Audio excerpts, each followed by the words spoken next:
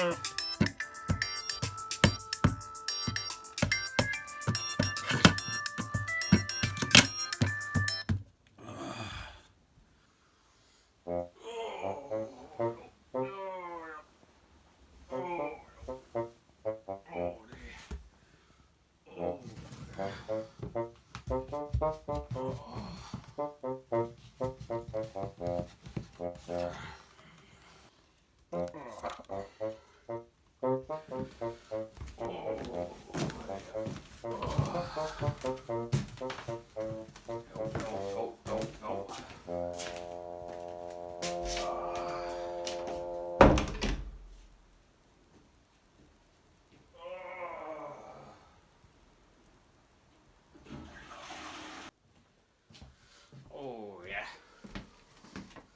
vil have noget kaffe. Den gode så. Er der ikke noget kaffe? Der må der være noget kaffe et eller andet sted der. Jeg er da helt sikker på, at jeg købte en Bozoega for et års tid siden, jeg ikke har åbnet. Det er også svært, når jeg må have min kaffe da. Jeg kan ikke starte dagen uden en kop kaffe.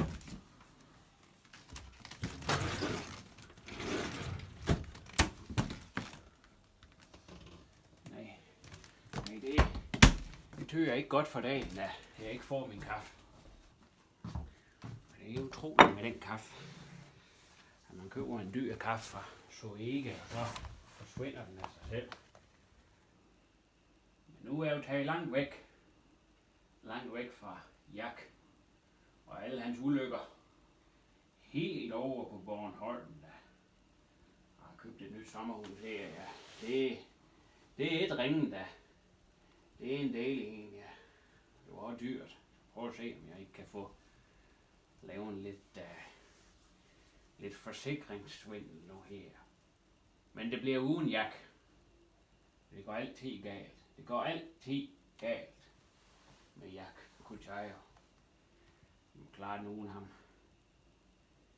Og det er godt nok da.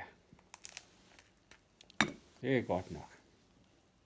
Ham Jak Kuchayo, han er splitterravende sindssyg. Splitterravende sindssyg. Ja. Ja.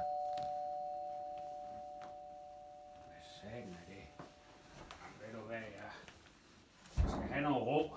Jeg skal ikke have alle de dørklokker, der ringer da. Nej.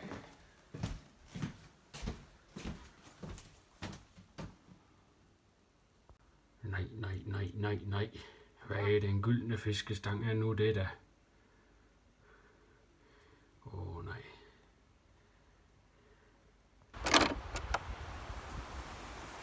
Goddag. Jeg køber aldrig noget ved dørene, og jeg skal ikke være medlem af noget. Ja, men bror, normalt ville det fuldstændig ret her, men hvis du vidste, hvilket sindssygt tilbud jeg havde til dig i dag, så tror jeg, at du ville skifte mening. Det er jeg faktisk næsten ikke i tvivl om. Så...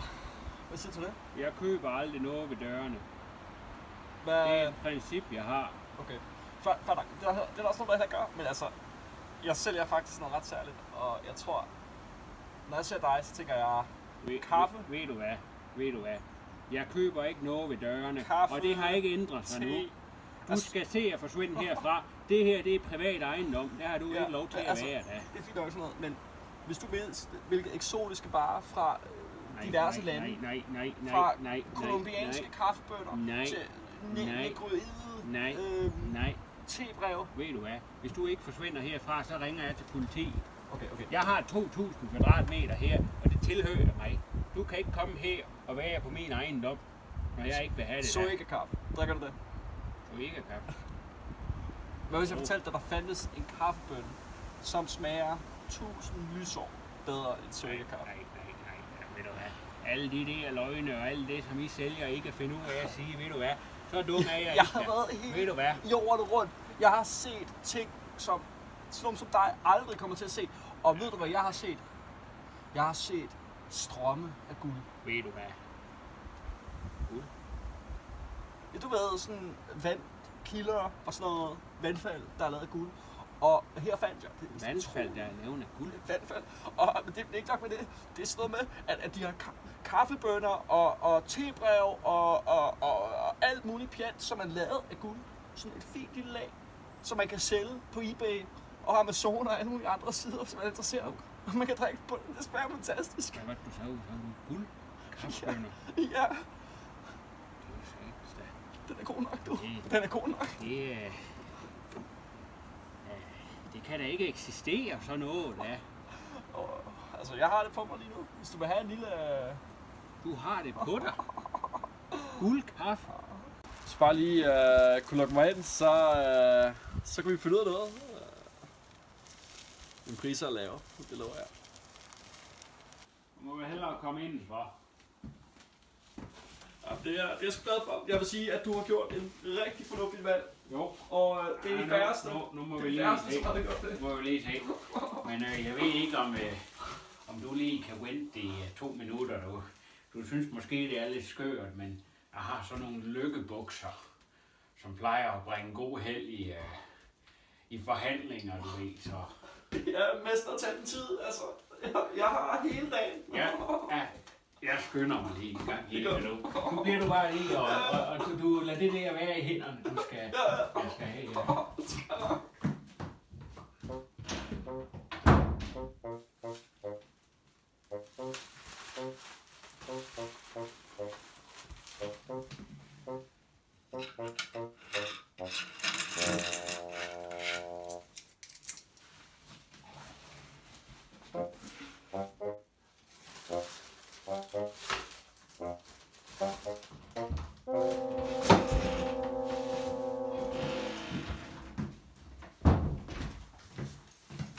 Nå, så er jeg klar. Jo. Men hvor er kaffen henne? Er det... Der er i lommen, du ved. Altså, jeg bliver nødt til at først at se nogle gyser, ikke? Ellers så... Det er også rigtigt, ja. Det er også rigtigt, ja. Jo, men du ved, man må være lidt forsigtig med alle de svindlere og sådan noget, der går rundt og ringer dørklokker. Sgu da et meget flot sommerhus, du har der her. Ægte træ, eller? Jo. Det er en ægte trædør her, og hele huset er faktisk lavet af træ. Så det er noget særligt. Sådan noget Bornholms træ, eller? Ja, det går ud fra, men jeg har lige købt sommerhuset, ved du. Jeg går lidt og tænker på, at jeg har hørt en historie om, at der skulle være en guldskat begravet.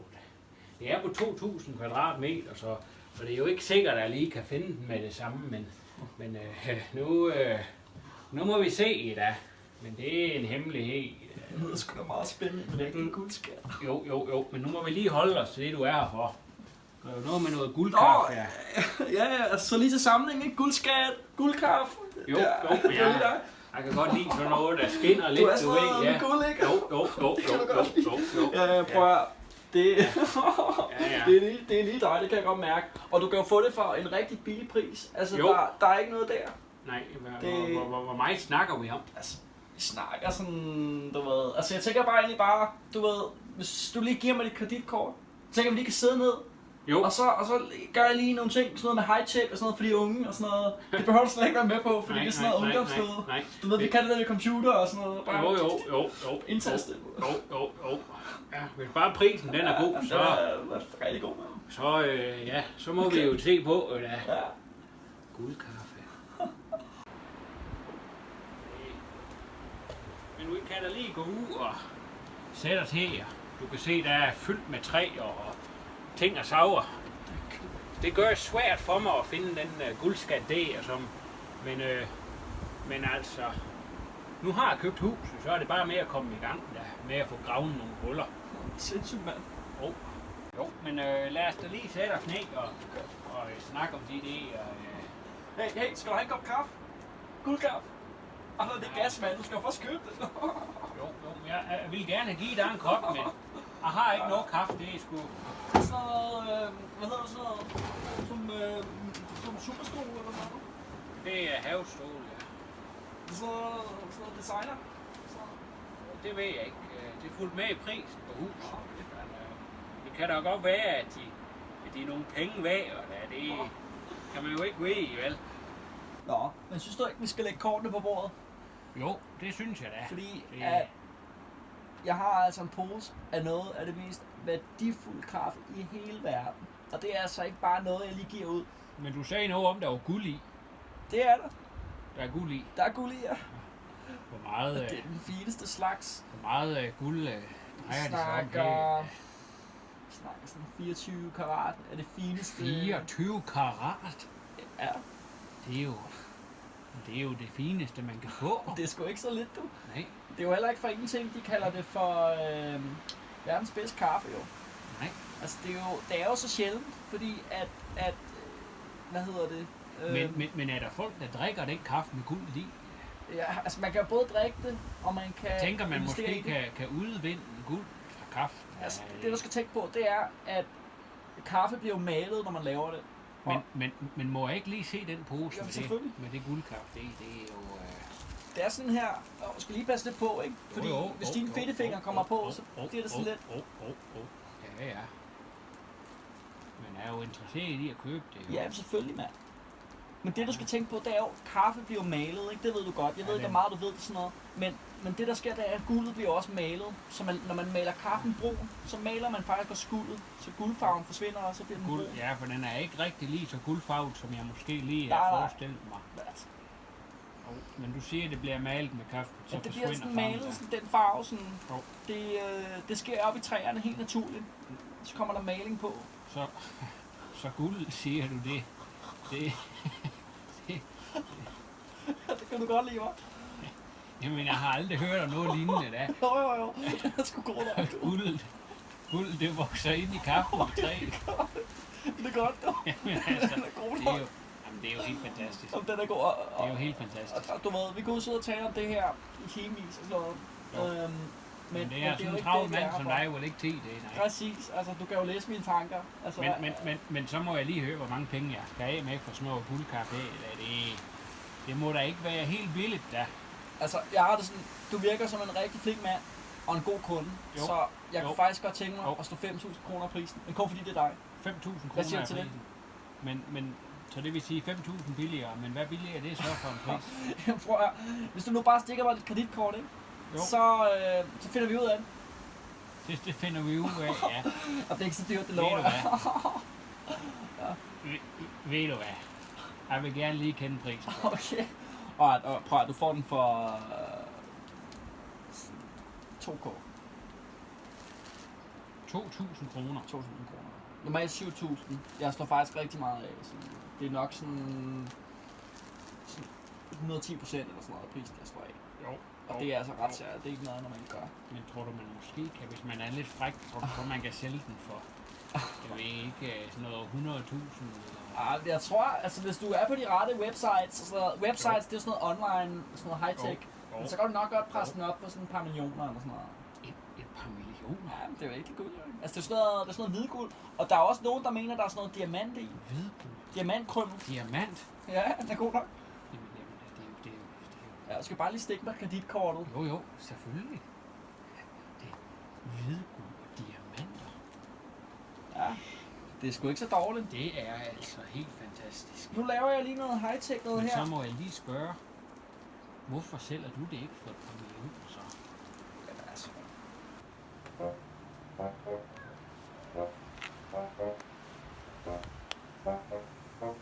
Jeg tænker, at altså, jeg har jo sådan en hel business i gang. Altså, jeg får også løn af mine arbejdsgiver. Så, men jeg bliver simpelthen nødt til at spørge dig i forhold til den der guldskat der. Hvad det er for noget? Det er da ikke nogen god kaffe, der. Den dufter ikke lige frem sig. Men det er jo heller ikke den, jeg betaler for, jo.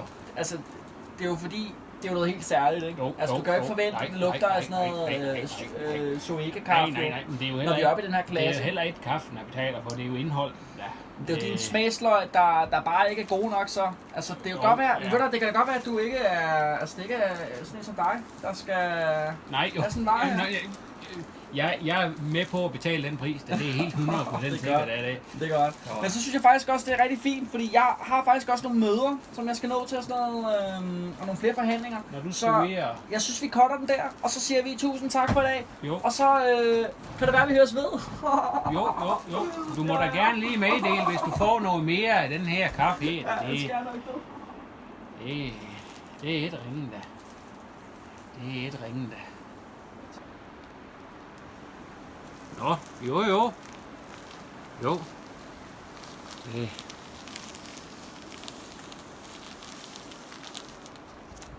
Guldkaffe.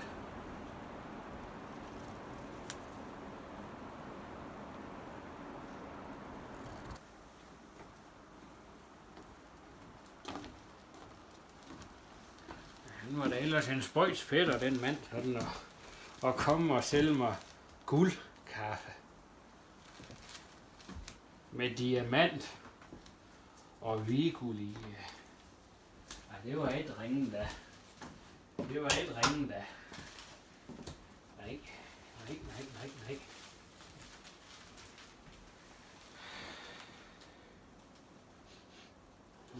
Og den dufter del mig ikke godt, da det lugter ligesom de der billige BQI-kaffe, man køber nede i Aldi. Ja, den er del mig ikke god, og hvis der er noget, jeg ikke kan fordrage, så er det billig kaffe. Men jeg er nu egentlig lidt kafftørstig, når det kommer til stygt. Og jeg kan vel ikke drikke den her med guld og diamant og sådan noget i. Jeg må hellere købe noget kaffe. Ja, jeg må lige ned til købmanden. Lige have mit kort frem her. Ja, lige se.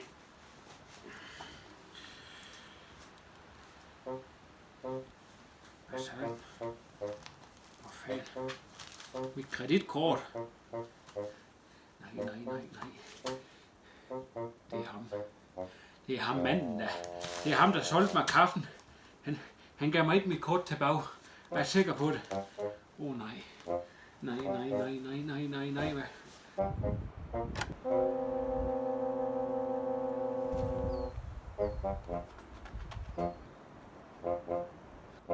Holdt. Hey, stop.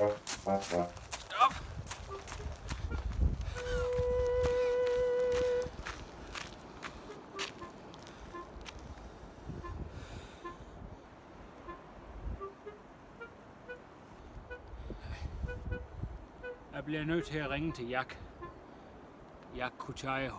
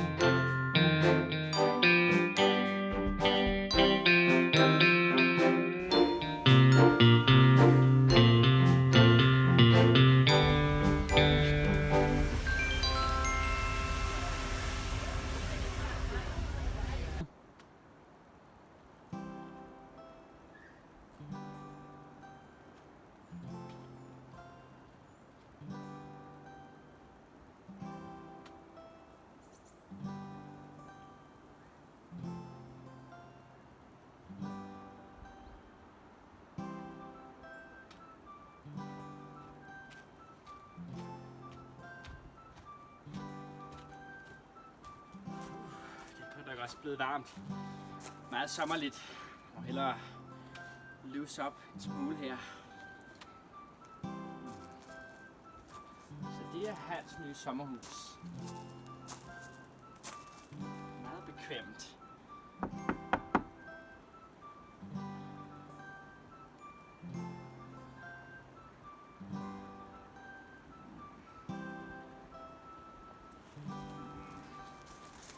Fuck, man det er.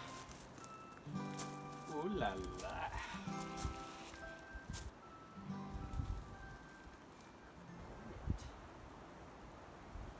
Det må være sådan en rigtig el.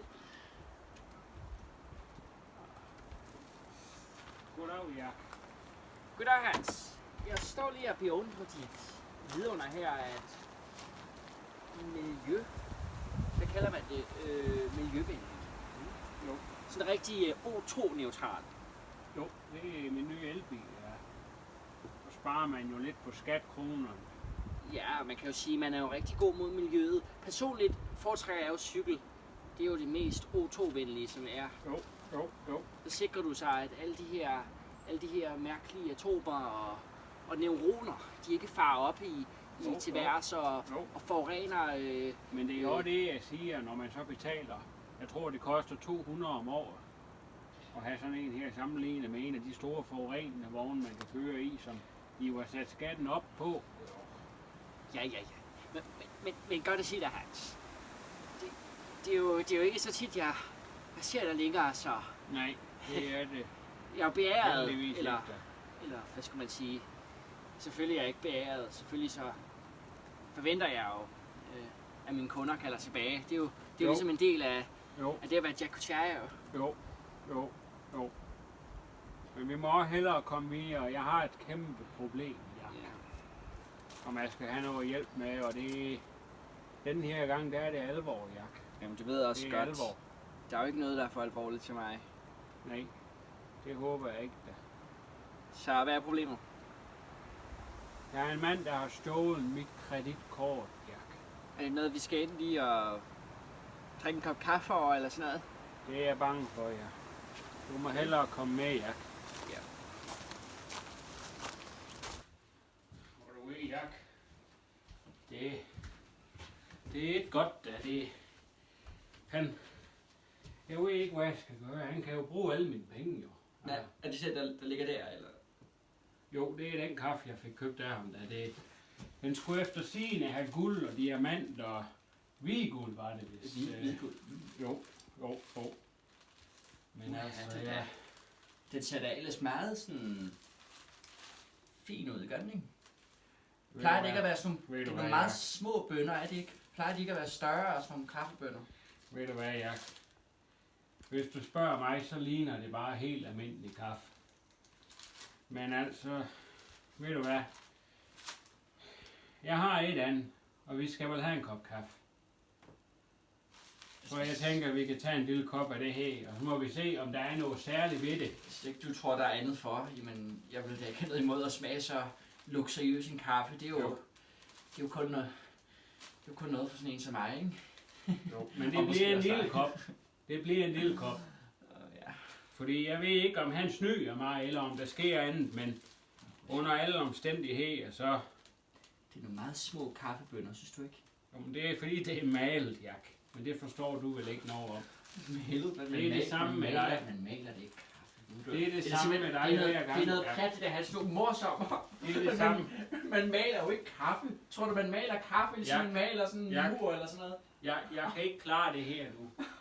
Jeg har fået stjålet min kreditkort. Jeg har fået garanteret stjålet mine penge. Jeg vil ikke det pjat med dig. Det er malen kaffe. Det er det samme med dig hver gang, Jak. Du bliver aldrig klogere på verden eller noget. Og det gør jeg egentlig heller ikke, når jeg altid ringer til dig. Du finder ikke ud af noget som helst, Jak. Men lad os få en kop kaffe. Så vi kan blive lidt mere vågen. Jeg har ikke drukket kaffe flere dage nu, så det kunne det må være godt.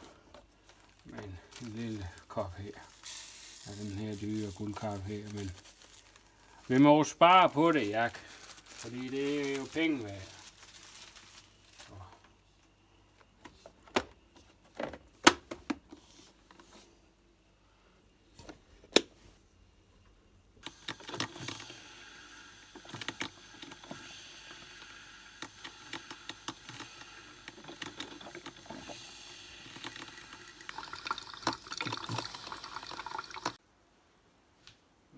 sætte dig ned, Jak, mens jeg laver kaffen færdig.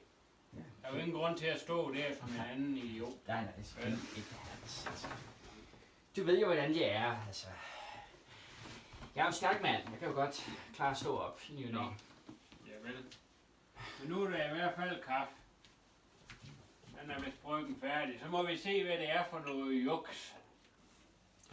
Men Jak, nu må vi jo spare på kaffen. Jeg har stadig et håb om, at den er fyldt med guld og diamant. Det har jeg jo betalt i dyredommen for. Og må vi lige se her, ja. Men den har jo godt nok den almindelige kaffefarve. Men han sagde også, at det ikke ville ændre farven, fordi kaffen var malet. Okay, Jak. Værsgo, Jak. Udsøgt. Jo. Men det handler jo om, Jak, at mit kreditkort er blevet stjålet af en mand, der kom og solgte nogle ting. Så, ja. Den har en interessant, hvad kalder man det, aroma. Ja, jeg vil sige, at den lugter lidt af gammel muk, hvis det giver mening. Hans. Jeg tror, hvis ikke du forstår dig på kaffe, nej, siger du, som privatdetektiv, så lever jeg en tilværelse, som de fleste andre ikke gør. Jo. Jeg har luksuriøsiteter, som bare en almindelig, lige gemen borger, som der aldrig nogensinde kunne drømme om. Og jeg kan fortælle dig med helt sikkerhed nu, Hans, det her, det er udsøgt kaffe. Det er bare dig, som ikke rigtig forstår. Nå, men det kan også godt være, at jeg ikke rigtig er med på den nye måde med kaffe, men den lugter nu godt nok ikke så godt. Men du siger, der er guld i, ikke? Jo, guld og diamant, og det er viguld. Ja, jeg kan lugte det. Det er viguld. Jo, så det er... En meget bisk smag. Ja, det kunne jeg forestille mig, Jak. Men jeg har ikke engang prøvet den endnu, men jeg må da lige... det smager yderst lækkert. Ja, det... Men man kan jo også forestille sig, at guld og diamanter, de gør noget ved smagen, Jak. De der, det kan det.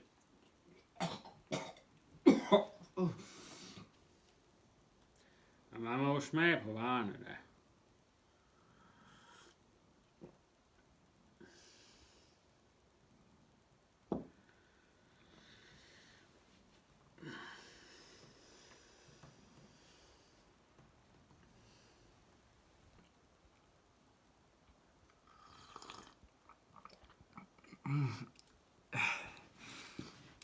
Yderst lækkert. Det må jeg sige, Hans. Der er ikke noget der. Du må være gået fra forstanden, hvis du siger, at det ikke smager, som det skal. For det gør det.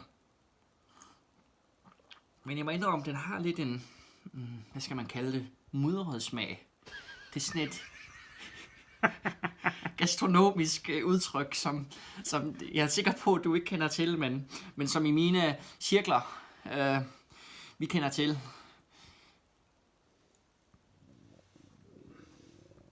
Jak, jeg tror lige, jeg må en tur på WC.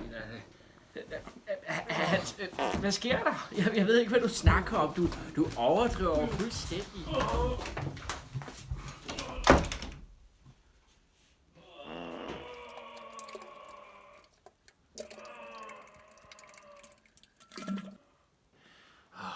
Altså, hvor er det fjollet.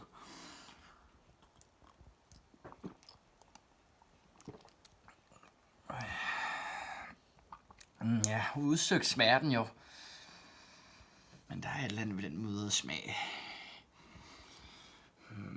Nej. Jeg ved jo som sagt bedre. Det er jo ikke for ingenting, de kalder mig Kuchayo astronomen. Ja, han kommer ikke tilbage forløbigt. Men så kan man da lige så godt spangulere sig omkring, kan man ikke?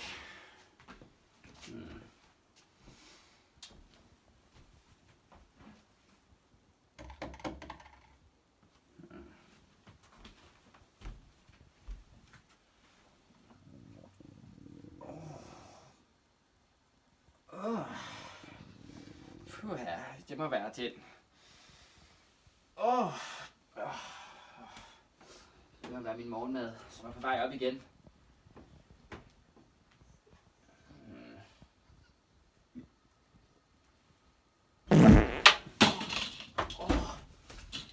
Pokker for det. Det må jeg sige.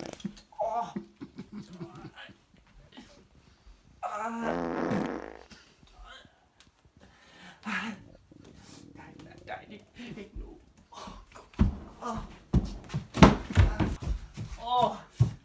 Altså, er du ikke snart færdig derude? Jeg bliver nødt til lige at sætte mit hår.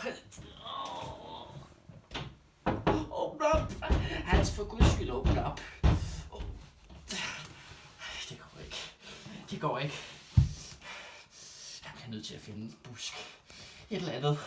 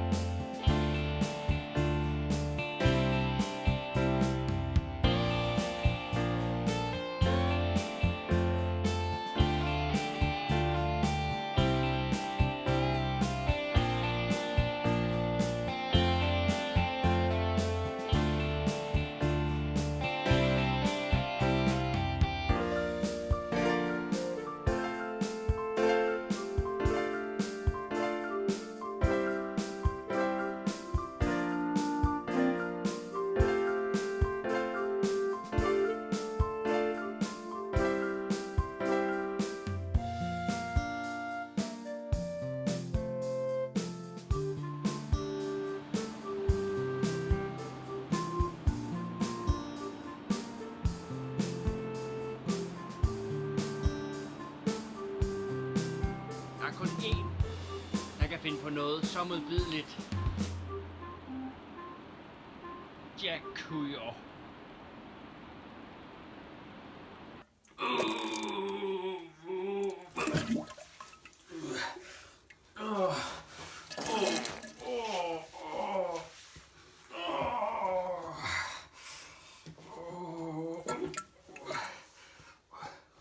Nej. Hvad er nu det? Nej, der kommer nogen. Ikke nu da.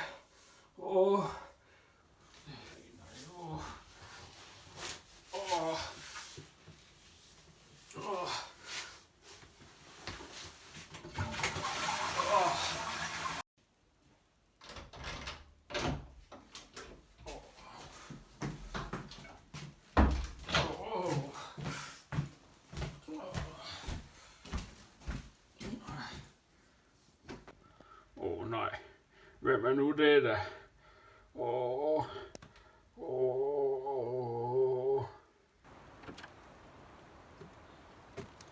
Hej så.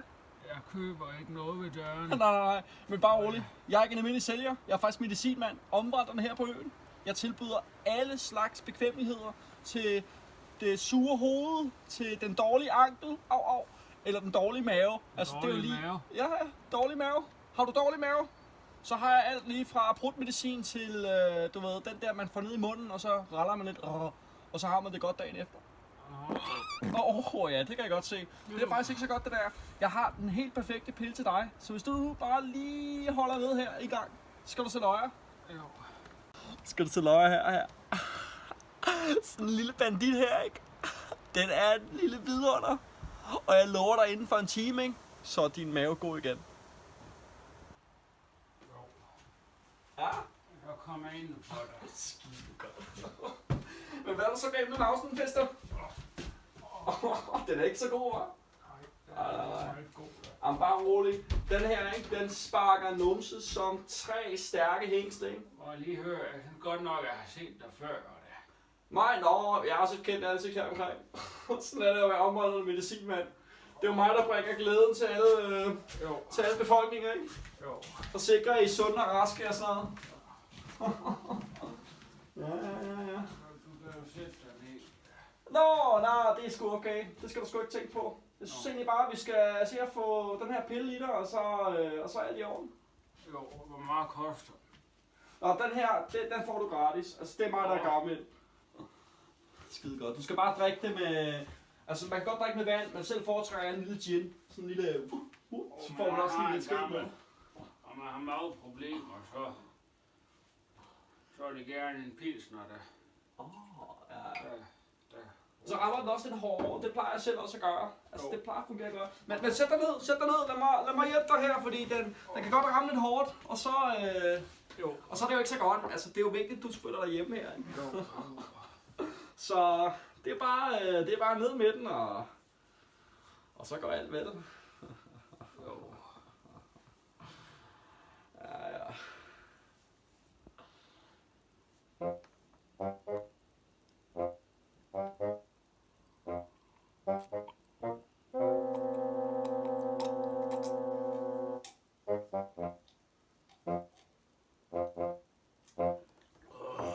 Den smager godt sådan en, hva'? Skal du se, nu kommer den til at virke snart, effekten.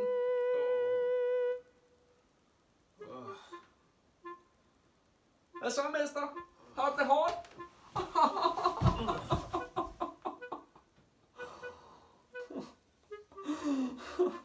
Nej. Der er sgu ikke nogen, der kan få ramt på Jack Køo. Nu mangler jeg bare at finde ud af, hvordan jeg kan få den der guldskat ud af ham der. Den, som man taler så meget om.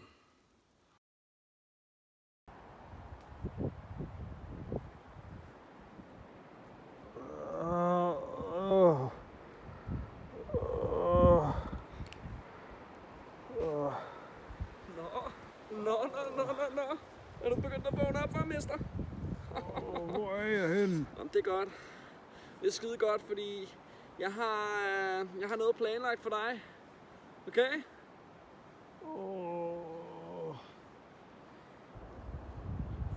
Hvor er jeg henne? Hvor du tager mig hen, din lømmel? Hvad ved du med mig?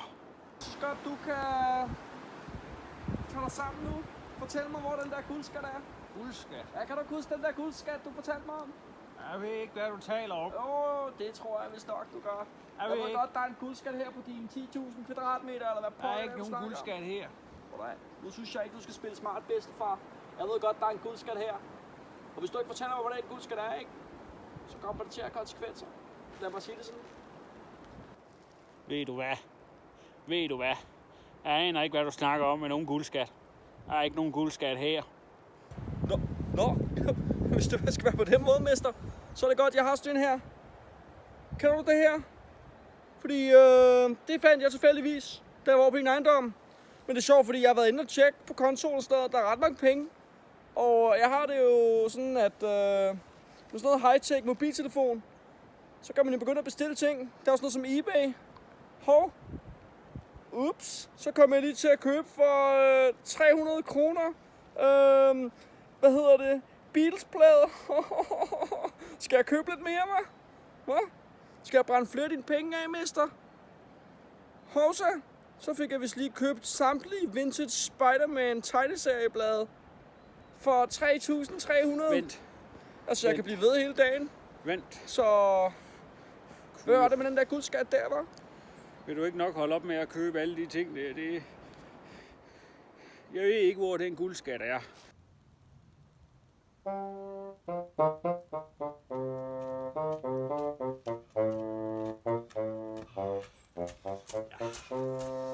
Så er det nu skæbnens time. Han skal vide, hvilken forunderlig detektiv jeg er, når jeg nu går ind til ham. Fortæller ham, hvem synderen er bag den mavepine. Så skal han nok blive glad igen. Så kan det være, at jeg får en bonus. Ja, det fortjener jeg jo. Hans! Hans!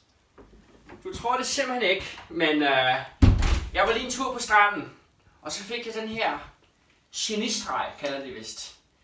Og jeg ved nu, hvem synderen er. Hans! Hans, kom nu. Nu er det ikke det rette tidspunkt at lege gemmeleg på. Det er en alvorlig sag, det her, og du ved jo godt, jeg koster i timen. Hans plejer aldrig at være så stille. Jeg ved, man stadig er på WC. Døren er åben. Det er nu detektivhjernen begynder at gå i gang hos Jack Kuchayo. Det må betyde, at hvis Hans er gået ud fra toilettet, må det betyde, at han er færdig med at lave pølser. Ja, min intelligens forundrer mig selv i dag. Men hvis han er færdig med at lave pølser, så må det jo betyde, at han er ikke i køkkenet. Måske tager han sig en lur. Jeg er nødt til lige at tjekke.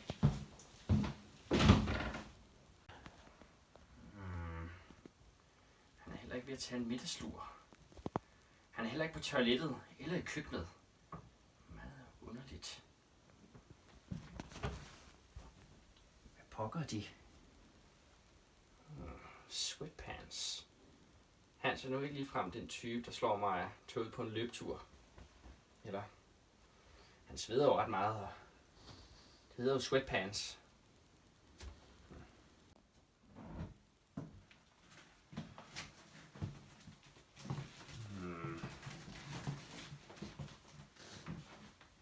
Jeg havde vidst, hvor han kan være henne.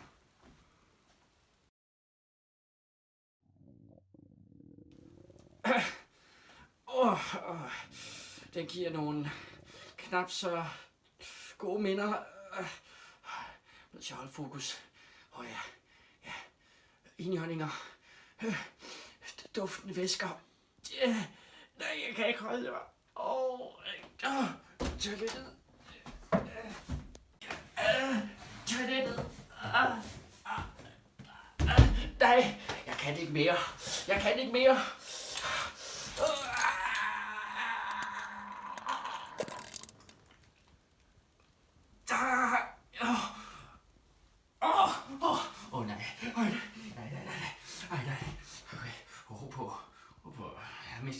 Trods alt. Jeg har været i krisesituationer før. Det her er blot en blandt mange, og hver gang jeg er kommet ud af det, lad mig tænke logisk. Kom så, detektivhjern, superintelligens. Hvad er det første, man gør, når man er på toilettet? Kom så. Ja, min intelligens fejler mig ikke igen.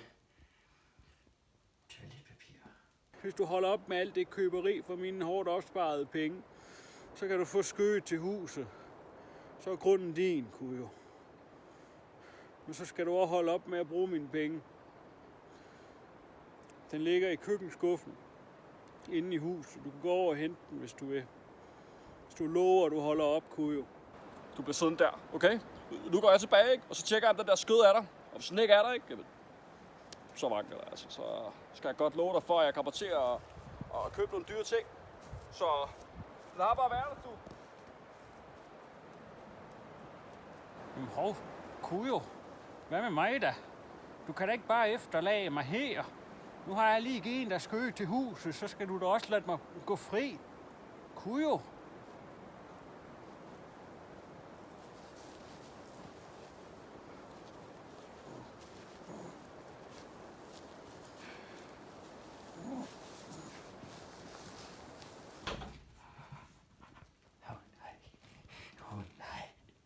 Nej.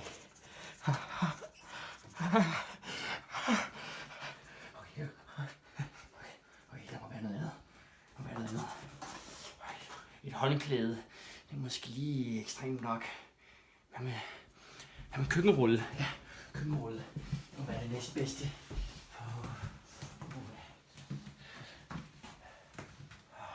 Hvad er der ellers køkkenrulle?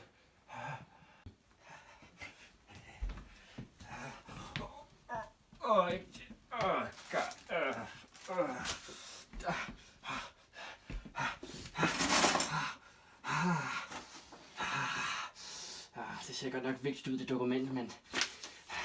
Desperate times, desperate measures. Jeg må hellere trække den ud. Hans må for guds skyld ikke vide noget om det her.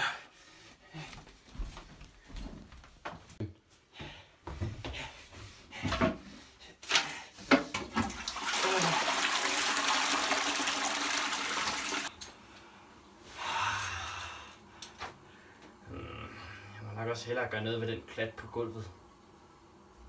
Nej. Hvem er du det? Er det Kujo?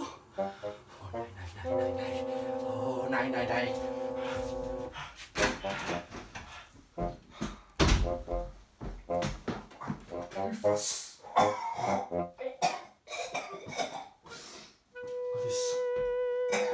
Det er sagtens muligt, det der.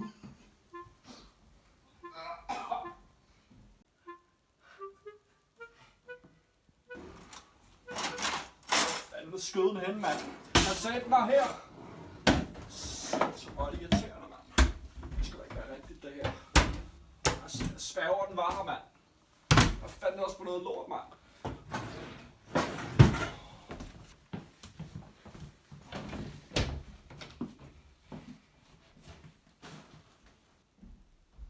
Det er saksus muligt. Pyr satan.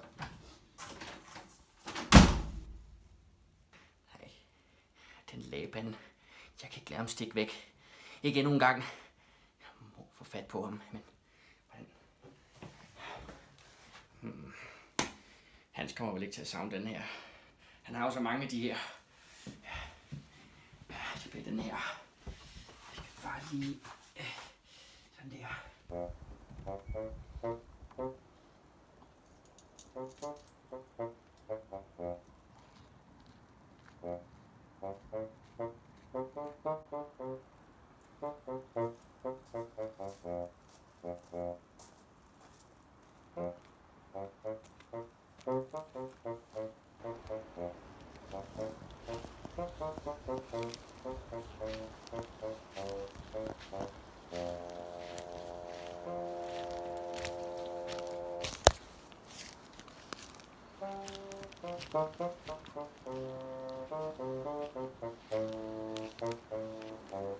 Nå, hvad så, bedstefar? Er du væltet?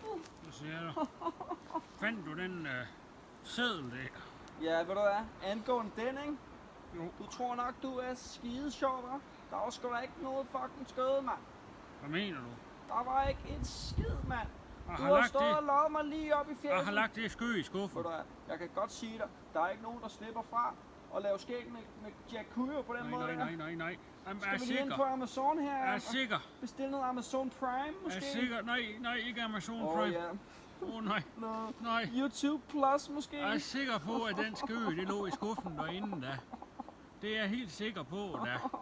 Nej, det må du ikke kunne jo. Det er min hårdt opsparede penge. Jeg kan ikke...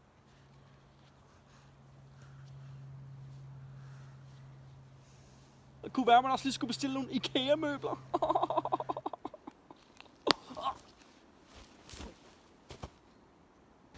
Sikke dårlig. Chayo, Laban, han er ham. hvordan fandt du mig da? Ja, du ved, jeg er super intelligent, jo.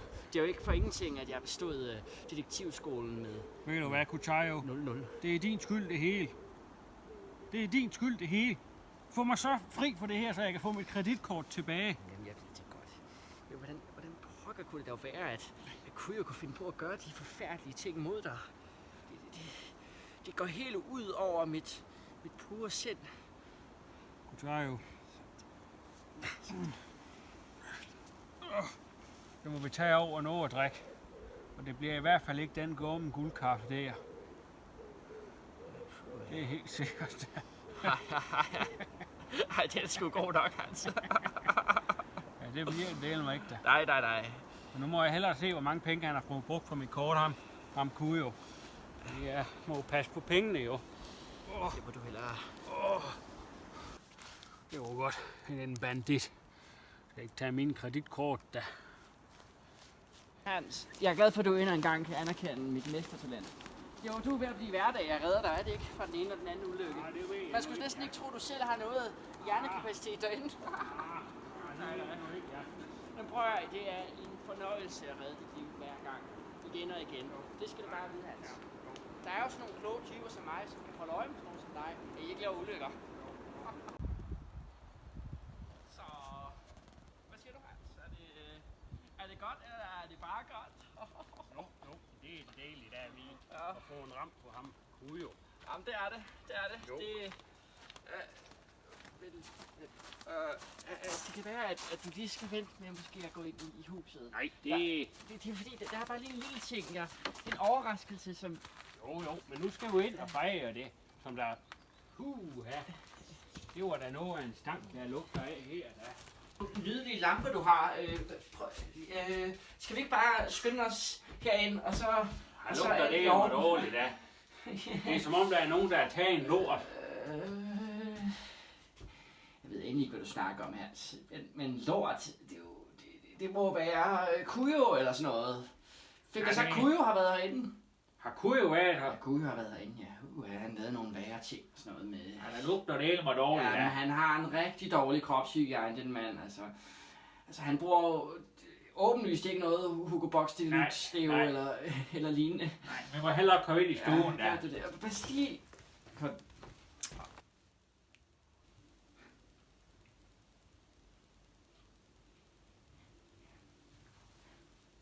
Kender du noget til det her, Jak? Jeg sagde jo, at Jack Kujo havde en dårlig kropshygiejne. Nej. Men, Jak, det her, det byer du mig ikke. Hans, Ved du hvad, jeg har været ude. Jeg har trådt i en lort. Hans, hvis du vidste, hvad der var sket. Jeg kom herind, og så kommer Kujo, ikke? Og så går han, og så sætter han sig ned og lægger en kæmpe lort. Det her, det er godt nok det værste. Er du ved, hvor meget det gulv, det har kostet? Nu skal jeg til at lægge nyt gulv. Jeg skal have nye sko. Jeg skal tage til et bad. Ved du, hvor sjældent jeg tager bag for at spare vand? Jeg ved ikke, om det lugter lidt grumt, men skal vi ikke bare lægge det bag og se på alle de gode ting? Vi fik ramt på Kujo, og der er jo ikke flere, der ligger lort på dit gulv længere. Kujo er jo væk. Det her var jo den eneste, der kunne finde på at gøre det. Ja. Men jeg kan sige dig en ting. Det er dig, der rengør det her. Ja. Det er det godt nok, da. Det er ikke noget for mig. Får jeg bonus? Du får ikke en krone. Men du har da ret i, at Kujo, han er væk, og præcis. Mit hus, det er mit, og guldskab. Ja, præcis. Ja, alt det der. Og min løn, ja. Ja. Så. Nå, Hans, det må være det sidste. Det var godt, da. Er du sikker på, at jeg ikke lige kunne få sådan en lille bonus inkluderet? Nej, det tror jeg ikke, da. Jeg laver jo ikke normal rengøringstjans og sådan noget, så... Nej. Jeg foretrækker jo i virkeligheden at blive betalt for mine ydelser. Men det er klart. For gammel venskabs skyld, så... Det må vi lige se på om lidt, da. Det kan da også godt være. Find ud af noget, det er skønt, Hans. Det er skønt. Jo. Så fandt vi alligevel altså ud af det. Jo. Det er da den lykkeligste afslutning nogensinde på noget, du har haft i gang, er det ikke? Jeg ved nu ikke rigtigt. Det er gået efter planen. Men jeg har da ikke vundet noget på det der. Men jeg har heller ikke tabt noget. Nej, du har ikke tabt noget. Det er da det vigtigste, der. På den bandit, Jack Kujo, ikke? Altså, jeg skammer mig over at være familie med ham. En rigtig familie med ham, da? Ja, min fætter. Han ligner da godt nok også lidt. Ja, men jeg betegner ham ikke som fætter. For mig er han for længst ude af slægten. Kuchayo. Slægten. Men han har da også lavet nogle ulykker før. Det er jo ikke første gang, han kommer ind der. Der var også en gang med ølene. Præcis jo, ikke? Jo. Han er en værre bandit jo. Jo, det er han da. Han har også engang stjålet noget sodavand, sagde du, for noget tid siden. Den må jeg helst ikke tale om, den historie.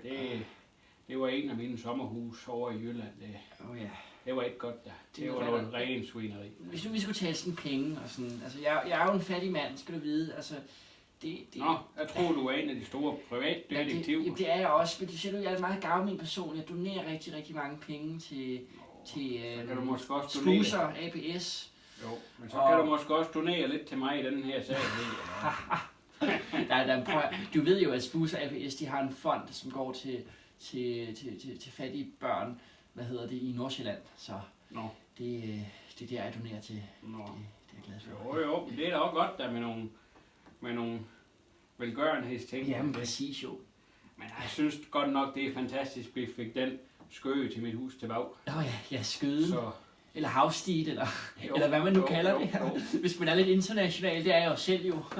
Det er jo ikke godt, ja. Det er godt, ja. Men hvad er det for en skøde, du snakker om? Jo, men jeg har den skøge der, jeg har lagt den i køkkenskuffen, den øverste. Det er den, der ligesom giver mig ret i hægerne til huset, så hvis kunne jo have fået fat i den, så var huset jo ikke rigtig mit længere da. Men nu hvor jeg tænker over det, jeg må da lige tjekke, at han ikke har fjernet den. Hvad går der af dig, Jack? Ikke noget, det var bare noget galt i halsen. Jo. Men jeg må da lige se, om den er der. Om han er stukket af med den da, så må vi jo se, om vi kan finde ham igen. Ja. Jo. Så den af. Det er godt, Jack. Det er godt, Jack.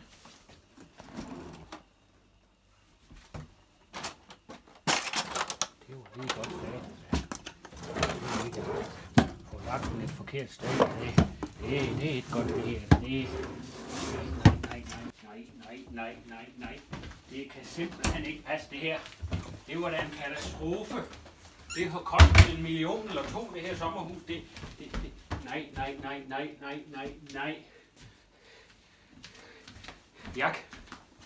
Jak. Det går simpelthen ikke det her da. Jeg har mistet mit skøge på huset. Det er jo hele ejendomsretten der. Der er røgen. Det var da noget værre noget. Det må være Kujo. Kujo må jeg snuppe den alligevel. Du er da også den mest elendige privatdetektiv, der nogensinde har eksisteret i verden, hvis du ikke kan finde ud af det. Det kunne du da godt have set komme. Det må have været dit ansvar, det her. Jeg kan det må godt sige, at der kommer ikke nogen bonus til dig. Det er dig, der kommer til at betale mig penge for det her. Det er simpelthen for ringe. Vi må ud og lede efter Kujo. Men, hvis nu jeg fortæller dig sandheden, kunne det så stadigvæk... Ej, du fortæller mig ikke, du ved noget om det her da. Men kunne det så være måske bare tale om en bonus igen? Det kan det dele med dårlig mig ikke da. Det er da fuldstændig udelukket nu. Det er fordi, at... Hvad siger du? Kan du så komme ud med det, Jack? Ja, jeg skal nok. Det er fordi, at det var ikke Kujo, Hvad siger du? Det var mig. Fortæl du er skidt på mit gulv. Det er jo forfærdeligt. Det er utilgiveligt. Det var ikke... Jeg kan næsten ikke lade være med at grine af det her. Det var kraften. Det var den der guldkaffe. Jo, det ved jeg da godt, men jeg gik der på toilet med dårlig mave da. Jeg nåede det ikke. Du nåede det ikke? Jeg nåede det ikke. Jamen, den lå der ikke her tidligere da. Nej, det ved jeg godt, men jeg skulle først ud og lave en omgang. Det er også lige meget. Ved du noget om min skøge til huset? Kan du huske, jeg spurgte om det der toiletpapir? Jo. Jamen, siger du, jeg kunne ikke finde det. Hvad skal det sige, Jack? Hvad skal det sige, Jack? Ja, hvis jeg skulle komme med et kvalificeret gæt, så vil jeg sige, at din skøde på nuværende tidspunkt ligger i et eller andet afløb på vej til Rønne. Nej. Jack. Nej. Jack. Du fortæller mig ikke, du har tørret en rumpe i min skøge. Har du tørret en rumpe i min skøge? Det er fuldstændig uacceptabelt, Jack. Det er 2 millioner kroner, det hus har kostet. Det har jeg mistet rettigheden til. Du skylder mig 2 millioner plus løs. Det kan jeg godt sige dig. Tør rumpe i min skøge. Ved du hvad, det er simpelthen for ringe. Jeg skal ikke være her længere nu. Nu tager jeg langt væk, og du følger ikke efter. Du kommer ingen vej. Jeg vil ikke se dig igen. Det er slut, Jack. Det er slut, Jack. Der er noget, jeg kan gøre. Jeg vil den der bonushats. Skulle man ikke lige finde ud af det?